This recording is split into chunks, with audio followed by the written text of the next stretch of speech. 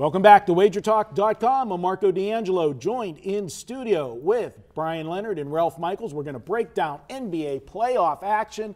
Game 3, we've got Cleveland heading to Toronto, up 2-0 in the series. Totally dominated both of Game 1 and 2. We're looking at a line right now. We're taping on Thursday. Game will be Friday night.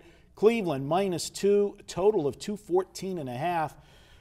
Got to ask you guys, was the Cleveland Cavaliers playing possum all season with that defense, and now all of a sudden it's playoff? We turned that switch. You know, we always say that, but this looks like a team that doesn't look like the same team we saw even in the Indiana series as well as the last month of the season. Well, part of it was they weren't healthy all season long. They're playing without certain players. Now they're fully equipped. Really the first time all year, although they've had some other guys that were supposed to be in the lineup. Andrew Bogut, 16 seconds. Yeah, they're a team that's had that week off. I'm telling you, when you get that kind of time off to practice, it's definitely going to help you defensively. And a lot of the things Toronto's doing, I'm just amazed that they continue to try to do the same thing. They expected something to change. It's not changing, and that's a concern going into this Game 3. Normally, your teams coming home on an 0-2 are a great play, especially in the first half. Mm-hmm. But they've been so outplayed in this series, the guards have done nothing. And the weakness for the Cavs all season long has been the defense on the backcourt players from the opposition. And the rest of the team is really picking up for Kyrie, who's not a very good defensive player. And I'm really surprised about how Toronto is struggling here. And one of their two guards right now is, at this point, not 100% for Game 3. Ralph, we'll go to you. You're another guy that, being a Cleveland guy, you follow the Cavs very closely. Are you surprised at what you're seeing from the Cavs in these first two games, or more surprised at how bad Toronto's playing?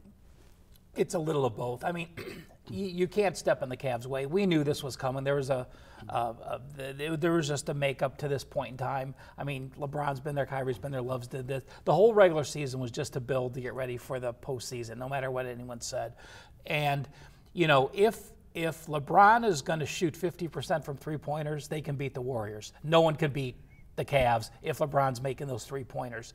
But you know, you have they're two different teams. I mean, Toronto's only hope is if Tristan Thompson plays, you know, 35 minutes and doesn't play well on the offensive rebounds. Because when Tristan's not in, we saw the other guys come in for him and make three-pointers because they spread the court so much.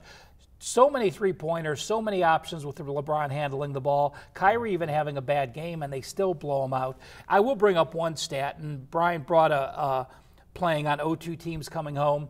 Toronto's still going to be very excited. Remember last year when they played the Cavs, they were 0-2. They lost by 50 combined points. They beat Cleveland twice. So they have some confidence knowing they can beat them in Toronto.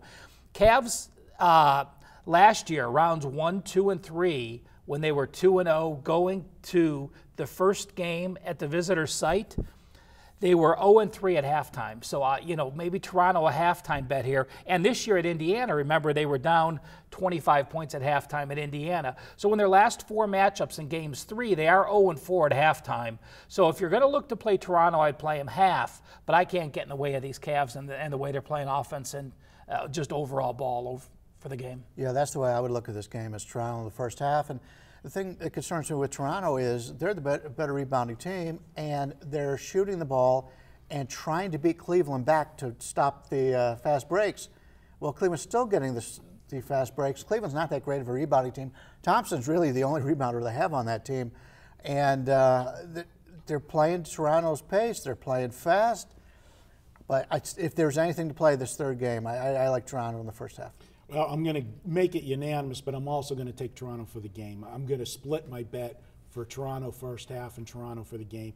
This is the season for them, obviously, and too often that we have seen, and you hit the nail on the head. If Cleveland's hitting the threes, forget about it. But we have seen them, when they get leads in games sometimes, they get lazy on offense. We saw it in the Indiana series where they come down and chuck up threes, you know, with guys in their face and that, because they start feeling invincible, and you can't do that. And LeBron is to blame as much as anybody else putting those up. So I'm going to give Toronto the fighter's chance in this one, and I'm going to split my bet with, half of it on the first half and half of it for the game, and hope I get one of those two or both. We were tweeting each other during the Pacers game, and when the fourth quarter leads were fading away, we were calling it the LeBron James four corners. He basically just dribbles the ball, 5 seconds on the clock, shoots up a three. So yeah, the one that they had the 18-point lead going to the fourth quarter, we could not read those texts that I was sending you, Ralph, on the air. I believe I won that game. Yeah, you had the right side. Yeah. I had the right. Yeah, I had the winners all the way through the series till yesterday. I had Toronto, and I just cannot believe how poorly they played. All right, guys. Hey, it is Derby week, so if you want to save $10 at Wager Talk, use coupon code Derby and the number 10. You can take $10 off any package at WagerTalk.com this weekend. Check it out at Wager Talk. We'll be back with more WagerTalk.com.